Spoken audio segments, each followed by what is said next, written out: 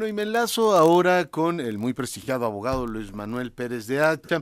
Licenciado, ¿cómo está? Buenos días. ¿Qué tal? Buenos días, un gusto en estar aquí en tu programa, Leonardo. No sabe cuánto le agradezco que esté con nosotros, un privilegio. A ver, cuéntele al auditorio qué es lo que resolvió finalmente, lo anunciábamos en titulares, la Suprema Corte de Justicia. Lo que resolvió fue un aspecto central en materia de derechos humanos. Si las organizaciones civiles como Mexicanos Primero tienen la posibilidad de acudir al juicio de amparo a defensa de derechos sociales. Eso es lo que llaman, licenciado, el reconocer el interés legítimo. Es correcto, eso es a lo que se llama el interés legítimo. El interés legítimo se diseñó en la Constitución en junio de 2011 para defender derechos sociales a diferencia de derechos individuales. Derecho individual, por ejemplo, es mi libertad. Un derecho social es el derecho que tenemos a la educación en la sociedad, a la salud en la sociedad. En este caso, lo que estaba involucrado era la educación, por eso es un derecho social. Y esto es lo que la Corte resolvió, que una organización como Mexicanos Primero podía hacerlo a través del amparo, lo cual es sumamente relevante, porque se trata de que un tercero abogue, defienda a los niños. Ya, es un paso muy importante, efectivamente, que permite, en este caso, litigar el que se estén desviando cantidades millonarias de dinero en favor de propósitos que no son los educativos, licenciado.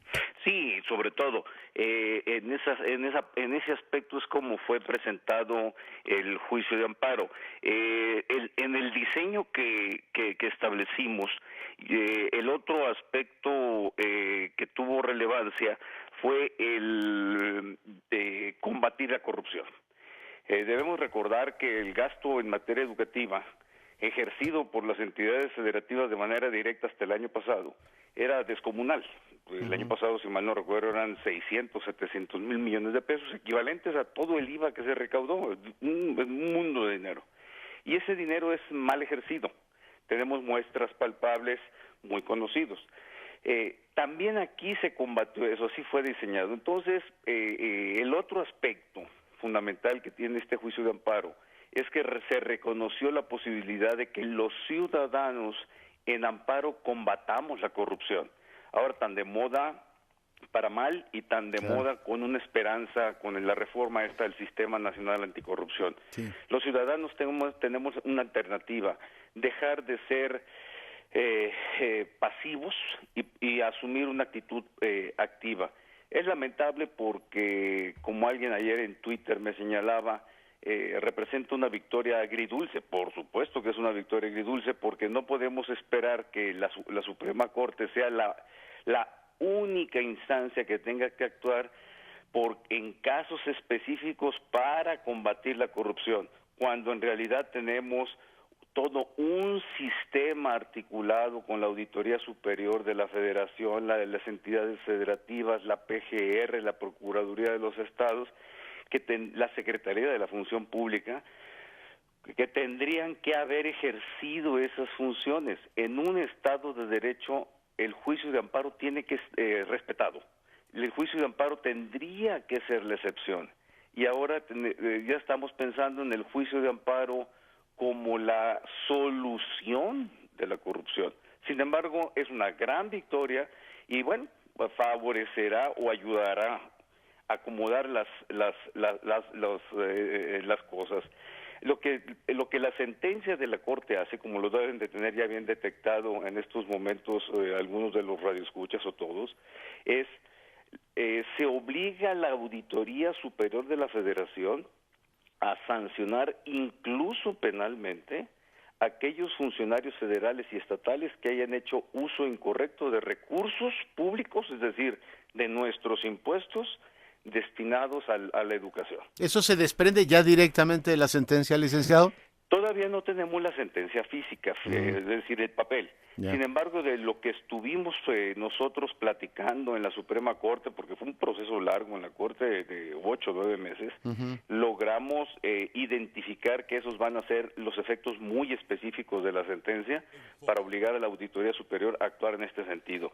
La Auditoría Superior, conforme a la sentencia, va a tener que aplicar multas económicas, va a tener que pedir la reparación del daño económico, es decir, regresen mi dinero, y no solo a los funcionarios estatales, sino también a los particulares que hayan estado involucrados en esos actos de corrupción o en el manejo irregular. Es decir, podrán ser incluso los comisionados sindicales del sindicato.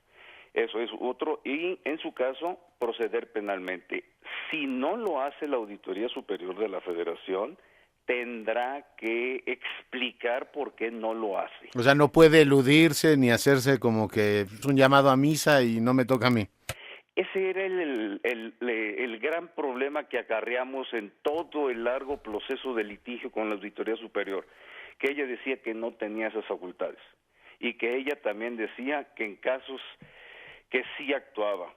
No quiero caer en apreciaciones subjetivas de si sí o si no. Nosotros nada más le demostramos a la Suprema Corte que sí tenía facultades, porque ahí están en la Constitución, y que conforme a la estadística que la propia Auditoría Superior de la Federación actuaba por excepción. Ese es el señalamiento, actuaba por excepción. Además ha habido efectos colaterales muy relevantes, Leonardo, los apunto. La Auditoría Superior de la Federación, si vemos lo que acaba de suceder recientemente con el informe de 2013, vuelve a hacer señalamientos muy relevantes en el gasto educativo, muy importantes. Y el otro ya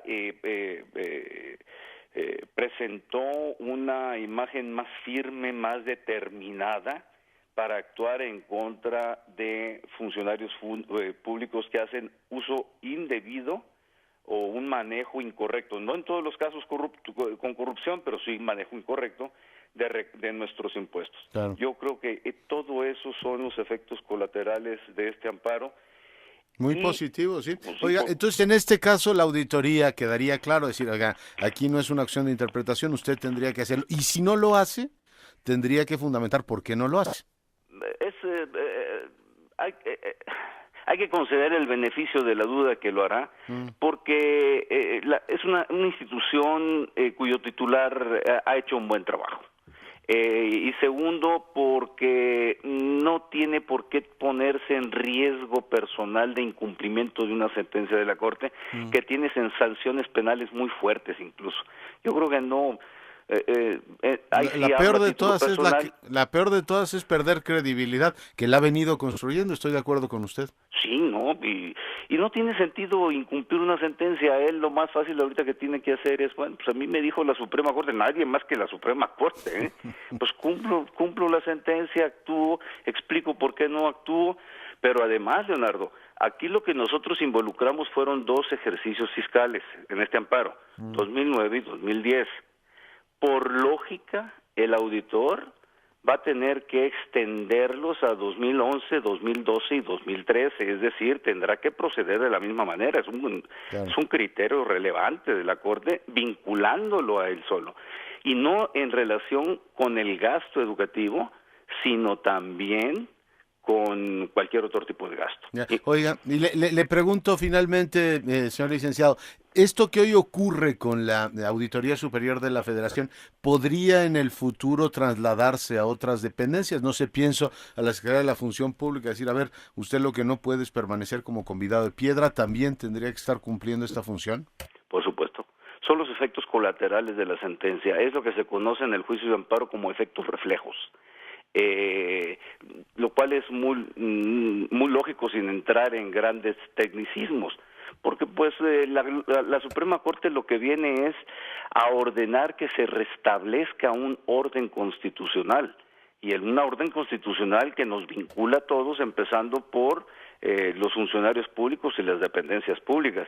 Yo creo que eso es de suma importancia. Hay que aplaudir a la Suprema Corte, a los 5 ministros de la primera sala, porque es una decisión, como se ha manejado, histórica, sin lugar a dudas, y también otras ONGs se les abre la puerta en materia de salud, en materia de seguridad pública, en materia de medioambiental, para la defensa de derechos sociales, que es la vocación de muchas de esas organizaciones civiles.